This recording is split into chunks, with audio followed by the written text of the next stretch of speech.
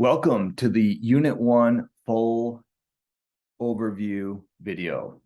In fact, showing the website here, and you can see the videos right up top. Also, student calendar as a starting point for making a student calendar on your own class website. Then here we have the overview, the unit, about 4 weeks, the performance expectations. Unit 1 doesn't have technically any performance expectations. However, I want to point out that this unit is really taking students and giving them time on task of one of the biggest ideas in physics. What's bigger than Newton's laws, conservation of energy? The idea that physicists, this is like pure physics, we can look at a system, any system, and collect data, look for a pattern, create a mathematical model, a mathematical function that acts the same way as the system, which allows us to better understand that system and predict its future behavior.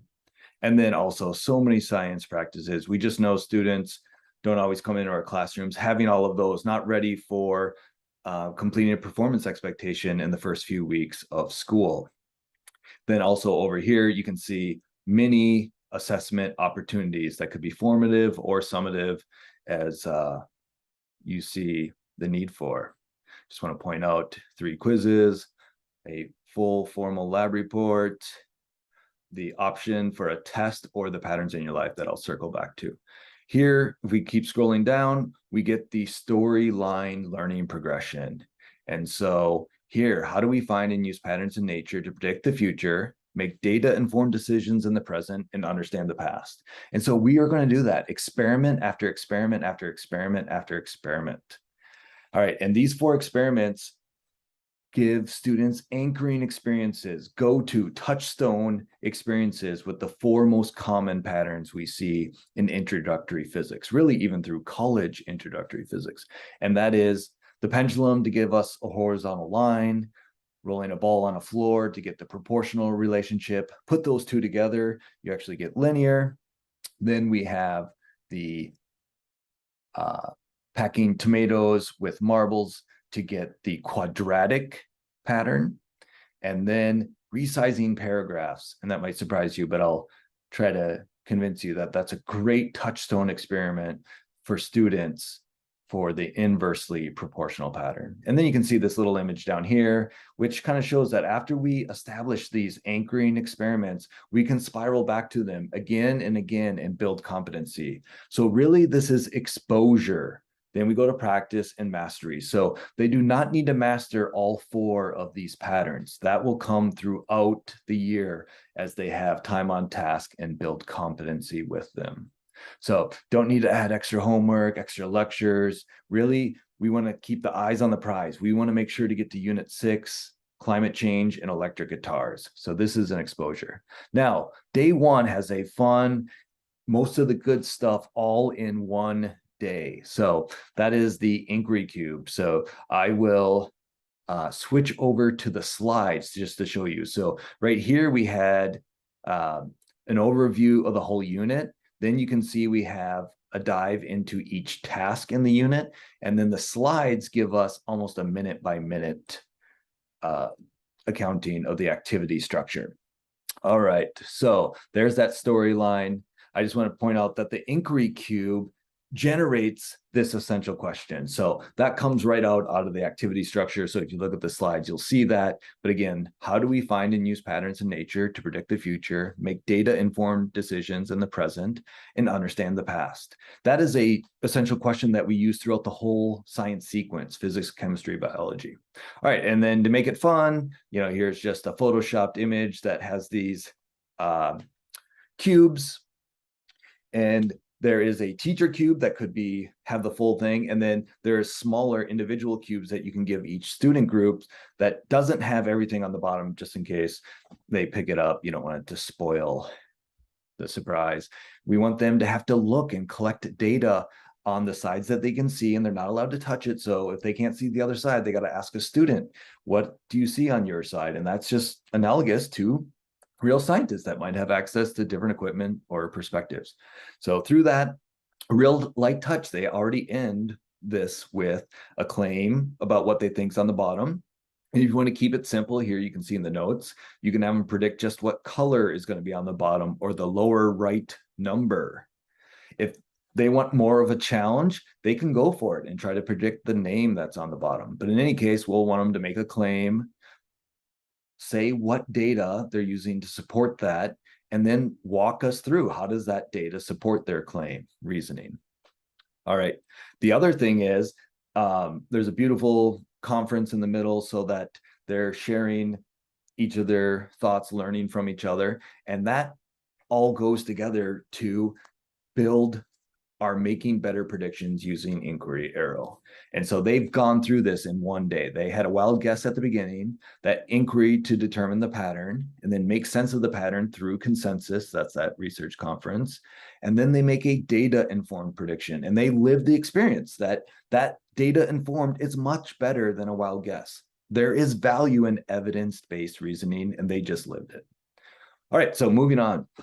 All right, so here, going to our anchoring experience with the horizontal line. So I'll quick show that horizontal line.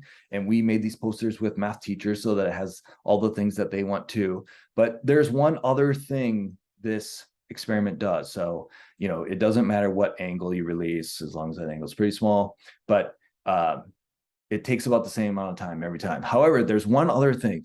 We have all students participate in a single pendulum, and I really want to say that. Sometimes teachers have students in small groups do this, and they get really noisy data, and it's really hard. It's really hard to make sense. You need to be an expert scientist to make sense of noisy data. So here is a chance for you. It ends up being really fun because every student has data to collect, and it also really shows that students taking data on the same exact thing get different numbers. And so there is a range in the data set. And that is great because we want them to realize that. And so from middle school, they already know you should put a dot at the average, but we want to ramp that up and say, look, yes, the dot's at an average, but there is some uncertainty. We're not sure it's exactly the average. And so there's some uncertainty in the time as shown by how many different students got different times. And then also there's an uncertainty in the angle. This angle might be a little big, but in any case, I have a very small protractor and it's hard to read. So plus or minus a few degrees on the protractor and plus or minus a few tenths of a second in time. And so students really get this uncertainty boxes, technically error bars, but you have it in both the X and Y direction. So it traces out a box, uncertainty box. Excellent. So I'm going to then just say how we finish up. So the conclusion, there's a vertical articulation in the conclusion writing. Conclusion writing is something we want to get them to mastery by the 4th labs. 4 weeks in, they can, with lab after lab after lab after lab, move through exposure, practice, and mastery. And you can see it's a light touch. It's a really fill in the blank. Click, click. After investigating the behavior of a weighted mass at the end of a string, I conclude there is a horizontal line relationship between the angle it was released and the time it took to swing. All right, so moving along, horizontal line anchoring experiment. A month later, we can refer back to that. I keep a pendulum up most of the year, and we can just do that. And of course, this will cycle back with conservation of energy, conservation of momentum. Excellent. Then we move on to our anchoring experience with proportional, and that's rolling a ball on the floor. Classic physics, happens in almost every physics class, and for good reason. It's very intuitive, it's understandable. It really is a chance to be successful with proportional, which shows up so much in introductory physics. Now, to make it a little bit fun, we have them wild guess, just like the inquiry cube, wild guess, how far is this bowling ball going to roll? And then we actually only allow them to take data with ball bearings. So there's multiple levels of inquiry. We're packing a lot in here. But in any case, they can tell from a small, medium, and little ball that when they roll them down, they all end up going the same speed at the bottom. So mass is a horizontal line, so they can use that data to predict for the bowling ball. The other piece of that puzzle is there's two different ramp heights going on, in different groups have different ones. So they can see that different ramp heights lead to different velocities on the ground. And that's no surprise. They know that a tall, steep ramp is going to launch that ball faster. Okay, with that said, actually, I'm going to go into that and say, here is another resource. I'm going to show the resources that you have for a data discussion. I'm spreading them out over all 4 labs during this video, but you could use every resource on every data discussion. So these are the slides. So on the first data discussion, that might be a whole class one. They might need a lot of guidance and checks with you, but here's the big ideas. First, we got to make sure we have quality data. If you have someone that took really erroneous data, that is very hard for students to make sense of that, and it's just confusing. So you might be careful about sharing low quality data.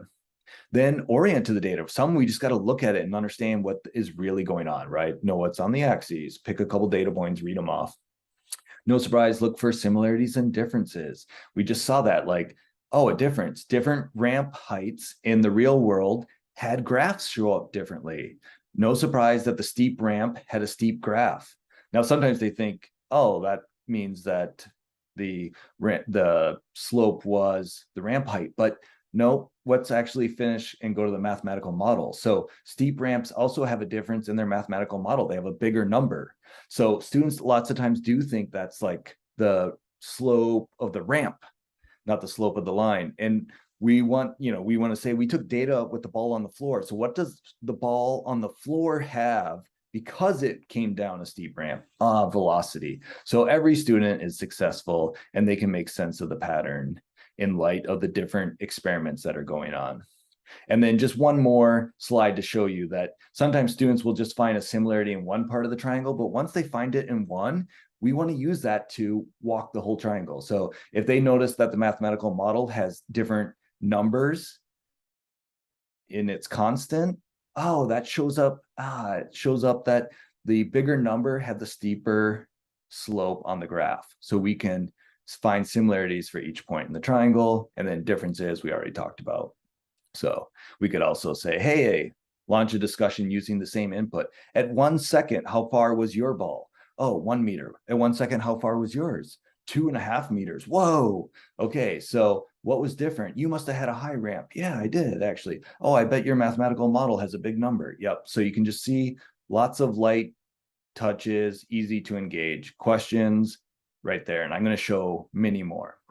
But I do want to step back and move on. This is actually a 3-day, 90-minute period activity. So a week in an AB schedule for us. So there's a lot in here and we're building a lot. So I'm hoping you're seeing unit 1 is rigorous. All right. So the other thing that's pretty clear that students start to get is, hey, I got to make a prediction for 6 seconds. We only took data for like 1 or 2 seconds. And they start realizing, hey, if I took data here and I predict for within that data set, oh, I'm going to have high confidence. But if you have to predict further than you ever tested, your confidence is probably going to go down. And if it's really far, every student knows friction is going to eventually slow down that ball. So they can just really intuitively understand that their confidence using the mathematical model is going to start to get lower and lower. The other thing, another important piece of that puzzle is if you had dead on data, well, then your prediction is probably going to be dead on, at least within the data range. And then, of course, as you go further and further, we've already talked about. But if you have noisy data, well, then the line's probably going to predict noise as well, a little bit. And of course, as you roll that ball further and further and friction becomes too big to ignore, or the ball hits a wall, all bets are off, right? Like that mathematical model is not going to correctly predict where that ball is if it hits a wall. So that's that last column. Students really intuitively find this, and this is really important because it allows them to justify their confidence in their predictions. And we really want that. This is all about evidence-based reasoning and then justifying what level of confidence you have in those predictions. It's not as simple as the formula calculated this, therefore that's the right answer. It's more nuanced than that, and we want to start to expose students to that. All right, so I mentioned that the conclusion has a vertical articulation. So the conclusion writing this time is actually a card sort. So we give them 3 conclusions, a high quality, a medium quality, and a low quality. And all the sentences are cut up and mixed together. So each time they pull out a sentence, they got to talk about which part of the conclusion is that sentence. And then is that part of the low quality, medium quality, or high quality? And this is really important because it's a time on task element. This really focuses them. Sometimes writing takes a lot of time and a lot of encouragement. This task is focused on what makes something go from low quality to medium quality. What's the real difference in medium quality to high quality? So all of the time here is not trying to get students to write, but is on what it makes a good conclusion. And then this one finishes up in a really fun way. Again, just like the inquiry cube, we want them to live the experience of evidence-based reasoning. So this wild guess, I roughly have half my class stand where their wild guess was. That's like 5 to 20 feet at the most. And this ball rolls like 60 feet. So half the class stands at the wild guess, and they're on one side of the tape measure. And then the rest of the class stands at the data-informed prediction. And it is just visual. That ball in the first couple seconds rolls past every wild guess. And so this is why we do science. This is what data-informed predictions get you, evidence-based reasoning. Wild guesses, maybe someone got lucky and got somewhat close within like 5 or 10 feet, but really the data-informed, they're within an inch or two. So students see it, they live it, that there is value in doing the process of science. Now, one more piece, and this is just a nice touch. You can just see how, hopefully, how packed this is, that students do know that that mathematical model is not going to work. And so sometimes students will say, like, why would we ever use something in an equation that we know doesn't work all the time? It's wrong. And we want to teach them that. And I think I'll jump over to chemistry because it's just really simple, that we want to use the simplest model that gets us the correct answer. If you want to understand why blowing into a balloon makes it expand, or why 2 hydrogen go with oxygen, you want the Dalton model or the Bohr model. You do not want to be dealing with quantum mechanics, the quantum mechanical model of an atom, to answer those kind of questions. That would be too laborious. It would be too hard. It'd just be too hard. So we want to teach them the nuance that simple models have value if they have predictive value. So we want to use the simplest model that gets you the right answer. And a warning, this is difficult when you don't know what the right answer is. Like that friction, we didn't know when friction would become important, but after their data, they can start to already get a hunch at, okay, that bowling ball wasn't slowed down much at all. I mean, it really isn't. Even after 60 feet, if you have a nice hard surface, that bowling ball is still really close. But you can imagine, you know, obviously 300 feet later, that bowling ball friction would. So it shows you that with science, once you generate a mathematical model, you still have to think. And we want to do it in a way that students can be successful, and that bowling ball is that. So that establishes the proportional pattern. All right, then moving into our light touch. Is this cat going up or down? And I don't want you to look at it too long, because you're kind of pulled in. Is that going up or down? And students are too. And like, it's pretty easy to get them to vote. And that can just be thumbs up, thumbs down, and just show that this is the introduction to claim evidence reasoning. Technically, they had a light touch even with the inquiry cube. But here we go. We're ramping it up a little bit. And this inquiry cube could have been group, and this is individual. So then they write a claim, and in the slides, there's mini supports and your guidance. They can write a claim for up or down, the evidence, share between each other, that consensus. And they, most of the time, most of the class does go one direction once you look at that more carefully and you start to hear the reasoning. And then, yeah, wrap it up. So that is just a light touch. And once we get to the assessments, you'll see that they are assessed, you know, in GSS in one sentence, use the big ideas of science to explain phenomena and solve problems. So we want them using claim evidence reasoning to use the big ideas of science to explain phenomena. So we need some practice with that. All right, so I'm going to jump back to the slides and move on, to our third foundational experiment. And this is really important. So this is around packing tomatoes. Now we'll get to marbles here in a second. And this is a phenomenon you can go as deep or as shallow as you want.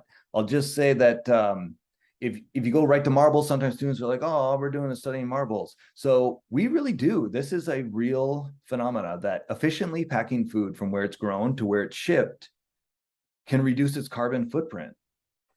And so you can go further with this, but for the sake of the video, I'm going to just leave it at that. So now packing tomatoes, it would be wasteful. And so all students know that we shouldn't really use tomatoes. So we're going to find something else. And obviously, especially with what's in the classroom, it's going to make sense to switch to ball bearings. And we do that all the time in science. In Unit 4, we'll see where they study basketball players. And it's very hard to study basketball players while they're playing basketball, moving around, and you can't get your scientific equipment in there. So you put them on a treadmill. This is like for the volume VO2 max, how much oxygen they're using. And so you got to put them on a treadmill, and you put a tube up to their mouth, and so you can capture all the air they're breathing in and breathing out. That is an analogous system of study. We do it all the time. If you're studying a disease, you might grow that bacteria in a cultural, a petri dish. So we oftentimes recreate a system, an analogous system that's something like the real system.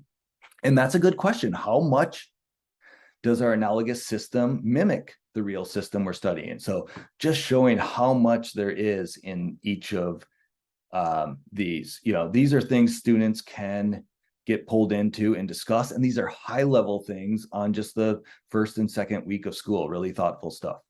All right. So you can imagine they take data, want to show a new resource, an additional resource that you can be using. So we really do want to get to smaller groups. Now, very unlikely you're going to stay in a small group the whole time. Eventually, enough groups are going to need have questions. You're going to probably have to pull everyone together. But how to keep them in the smaller groups successfully for a little bit longer? Each group could have a facilitator, and you could give them these cards for leading data discussions. I'm just going to pop over to the teacher calendar to just show. So here's an example. Here's the packing tomatoes. Here's the slides, and then card sort, which I'm about to show later in 10 seconds or so. And then here's the student talk prompts that I was just showing right there. So let me actually show the prompts. So on similarities and differences, that leaders could task each student to find a similarity and prepare for a whip around, a rapid fire quick answer, because we're really trying to get every student talking. And rather than just one student talking at a time, we really want 5, 10 students talking at a time. So we need that smaller group, and we need them to be successful. So here is a support to help them with that. Now, this is only the third experiment, so you might be somewhere between small group and whole class. All right, but then making sense, again, ask each student to state or restate the common pattern. And so that's there. And now I do want to show that card sort.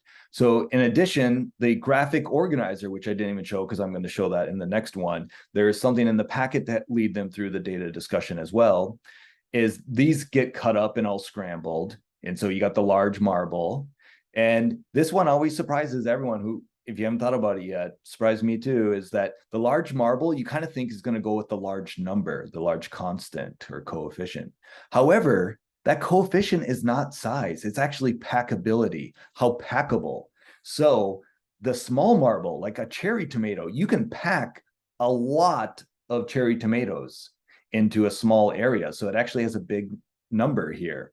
So large marbles, it's going to be this low number and low curvature here. With 5, you're only going to get like 10 of them in. Big is going to get filled up right away. But cherry tomatoes, you might get 25 cherry tomatoes in the same size container. And this card sort really makes that accessible for students to reason about. Now, they will need teacher guidance though. So again, minimum help for them to be successful. All right, so keeping it going. That establishes our quadratic pattern. And just, I don't have my foldable here, but there's a picture in the slides. Quadratic, it's so obvious. We kind of throw them off a little bit with talking about tomatoes and circles, but at the end of the day, you can see that if you double the diameter of the container, it gets twice as wide and twice as tall. So doubling the diameter quadruples the marbles that fit. And what do we call that pattern when you double the input, the output quadruples? Quadratic. It's really nice. Exposure. We're not asking them to solve the quadratic equation or anything like that. Every student can get the big idea that there are things in this world like packing tomatoes, that when the diameter gets twice as wide, it also gets twice as tall. So 4 times or quadruple the output, and that goes by the understandable name quadratic pattern function. Excellent. All right, so our last anchoring experiment is the paragraph, and I want to show you that, remember, it might be a month before they see inversely proportional again. So we want experiments where they end up going, oh, I should have known. And no one knows. At the beginning, they do not predict. They all think negative linear. All right. But again, we have a phenomena every time, and you can spend a little time with this. You can look at websites, the science section of the newspaper, and just they see that they're, oh yeah, at different times you got to reshape font and move it around. So pretty understandable question. Just let's be scientists here. Let's be physicists. Let's look at a system, take some data, find a pattern, and predict it and better understand it. I think you will come to better understand paragraphs and the inversely proportional function as you look at this. So they do. And what's really neat of walking the triangle, it really comes together when they actually cut out the paragraphs and put them on one-to-one graph paper. It is so cool. So we got these real paragraphs, and you can just see that they have wider and wider.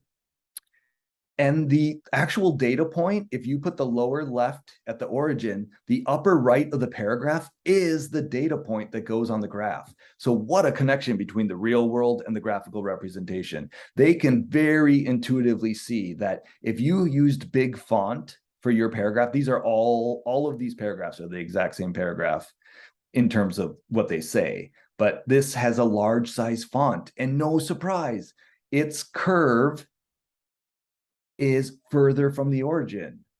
And no surprise, it has a big number, 82. And every student gets that. That's intuitive to them. Yes, the big number is going to be further from the origin because that's a paragraph that's just bigger. It has big font. And a tiny paragraph, that's this black line, tiny font paragraphs are going to be nestled in close to the origin. And no surprise, they have a small number in their mathematical model. So students get that.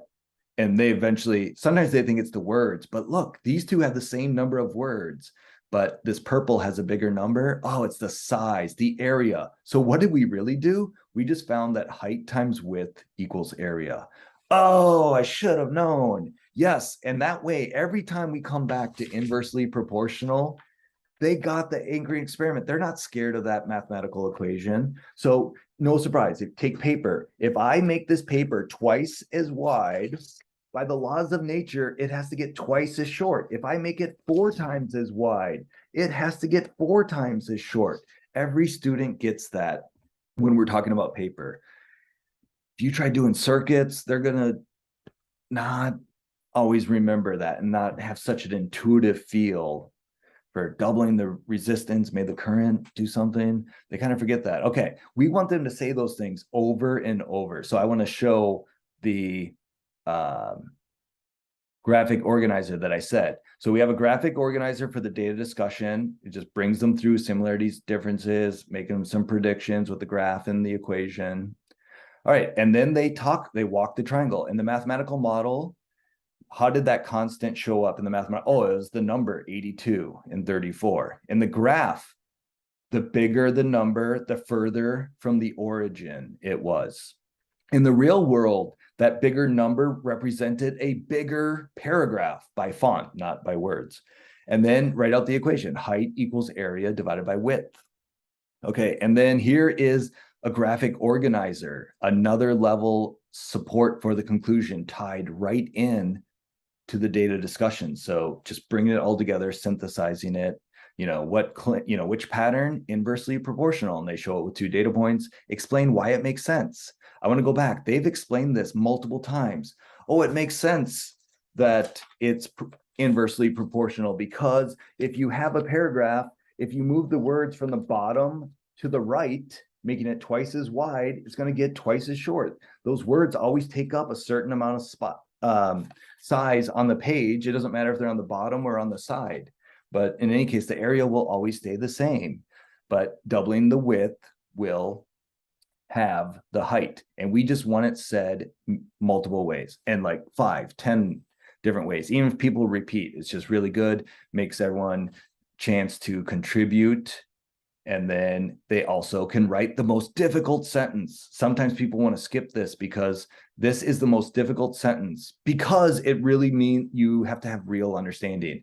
And if you spend some time in the data discussion, students can get there. And then, of course, again, you're just seeing so many things spiral. Yes, let's predict. If our essential question is find patterns and predict the future, predict. If we print this pattern 30 centimeters, this paragraph 30 centimeters wide, how tall will it be? Justify your prediction. We don't like bald predictions. I think this is going to happen, but how much confidence do you have? So we can get students with a confidence matrix to justify their confidence. And then always important, we want to, the value of science education is so students experience evidence-based reasoning. Let's have them explicitly talk about that. How did you feel about using the pathway to better predictions? All right, then we haven't talked about assessment yet. So really exposure, practice, mastery. Now we're getting into some of the first assessment. Sometimes people use quizzes on the first couple labs as summative. It could be formative. It depends on if your students really are at mastery and ready to be assessed. But I do want to just show a peek at an assessment. So here we have the quiz on inversely proportional, and this is later in the unit. So we actually do want them talking about clearly explain why in science we almost always prefer a data-informed prediction over a wild guess. That you think is obvious, and I think after this course it is, but that isn't always obvious to students. So this is a really important thing to check in and assess on. And then, of course, can they contrast proportional and inversely proportional patterns? Then this next set follows the same as the first three. And that's always, can you read a graph? Can you reason using a graph and the equation? Can you apply and justify the confidence you should have? And then, as we said, they're claim, evidence, reasoning, baby steps. But this one's more straightforward. But again, it can, it's a lot of pieces for students to put together. Which of these is the large font and which is the small font? Claim, evidence, reasoning. And again, just that Marble Lab had the big one, had the smaller number. And so in any case, this is a nice little assessment to see if students really are connecting the points of the triangle. All right, so I do want to zoom out and talk about some larger assessment, and I'm going to actually jump into the recommended assessment. And so I'm going to jump back. Patterns in your life. If we really want students to take what they're learning and apply it to their life, well, then we should have that be part of their learning in class. So here's an open-ended one. And in fact, the real feedback we get is, it's hard to manage student choice, that students could be going in a lot of different directions. So I actually want to talk about how you can make this really student choice oriented, but make it manageable. So let me actually do the overview. They playfully brainstorm, then they do eventually find some data and visualize the data with a graph, and then reflect on it, thoughts, wonderings, and conclusion. Here is an example from a student. So I want to just say, this is probably the most important one, and students they all have different answers, but it's more straightforward to assess them. And this is, can you generate questions about how patterns or collecting data in your own life could lead to it at the personal level? So how does the amount of physical activity affect your productivity? That's very straightforward. And so they have to come up with 3 of those at the personal level. And then we want them to pick one of those and just think about how you could actually collect real data on that. And this is a skill that students do not have, right? They have not designed a lot. They haven't created a lot of questions. In fact, even in this unit, we needed them to explore very particular questions. So we got to give them practice, exposure, practice, mastery at thinking of questions and thinking about how to design a lab so that when we do it, they design a lab well enough that they can get good data, because it's very difficult that if they design a lab and then the data comes out poorly, then they have a very hard time applying the rest of the scientific process to data they just don't understand.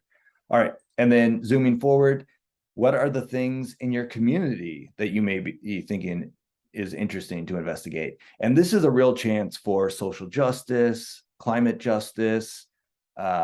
There's a lot of different directions students could follow if they have a personal passion. So again, they have 3, the student just had 2. And then again, what kind of data, what is it, an experiment, or could you find data somewhere? And then very similar, this next one is just going global with it though. What are some things on the global scale that you could do? And I want to jump down to another student and show one more student down. And the previous 2 students deleted this, but I just want to show that there is, well, they could do a FET, but what's going on in this graph. And this is a great site. This is actually created by a high school math teacher, and they just took graphs from news articles and they kind of stripped the context and put it in front of students. So chance for social justice, 28 graphs about inequality, teen behaviors. Those are always interesting to teens. So they look at those graphs and we want them thinking about it. What are questions you could answer? So just to complete this and start to wrap this up, the data and graph, they can get graphs from that New York Times or some other source. The New York Times is the one that makes it very manageable. You could do this in a single class period, 90-minute class period. Maybe it's 2 class periods. We just ask that they re-visualize. They take the data and redo it. So there's a tutorial how to turn it into a pie chart, a bar chart, or get some practice with Desmos and putting it in there. And then here is that thoughts, wonderings, and conclusion. And so, inquiry often leads to more questions and wondering. So we want them to live that and think about that. So this is the one that they do. And it turns out to be really cool. It feels very authentic to the goals we have for students. All right, with that, I'm going to start to wrap up and bring us back to the website and just scroll down to show a little bit of what I talked about and where it's on the teacher calendar. So again, here's all the units for the whole year, the videos that we're doing right now, student calendar, the kind of in one visual, the whole unit.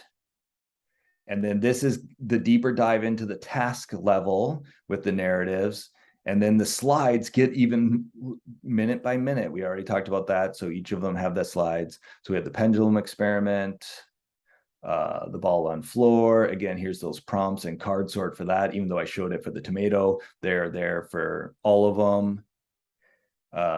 Then paragraph, you can see there's lots of narration that complements this video. So there's even more. So, this is complex 3-dimensional learning. So there's a lot of nuance and things. Something I didn't even mention, but I want to point out, there are supports. There's 5 levels of support for that conclusion writing. And level 0 means that students all have it. So we call it level 0. Technically, the support 1, the graphic organizer, is part of the package. So that is level 0, but that is going to fade away. That actually stays for 2 more labs, and then it's going to become a support. We want the least amount of support for students to be successful. And so we want to move students off of that in like a month or 2 months. So, and some students will need it longer. So that is there. And of course, they might even need more help. So here is examples with sentence frames, exemplars. And also we pull out exemplars for all students at different later units when we really ramp up the expectations. And then here's the assessment. Here's that quiz on inversely proportional. A review day. We really want that big idea. Remember the 4 patterns. At the exposure level, double stays the same. Double, the input doubles, output doubles. Proportional. Quadratic is input doubles, output quadruples, because it's wider and taller. And then inversely proportional. There are some things that when you double one, the other thing halves or gets twice as wide, becomes twice as short, inversely proportional. All students can master that mathematical thinking.